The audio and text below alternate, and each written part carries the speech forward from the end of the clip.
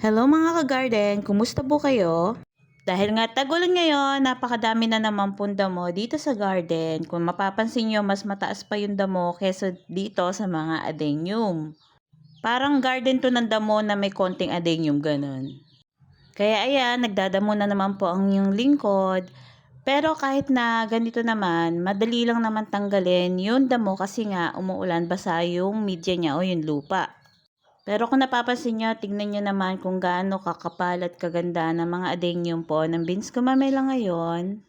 Yan naman ang kagandahan kapag umuulan, kahit na sabihin walang bulaklak yung adenium, pero sulit na sulit sa kapal ng dahon at kung gaano siya ka-green. Yun nga lang, wala po kayong aasahan na bulaklak dito. Pero ito, may isang naligaw, napakaganda niya. Triple petals pa to. Tapos, eto na po, yung nadamuhan ko. Ayan, gumanda na sila. Lumitaw na yung ganda ng adenium.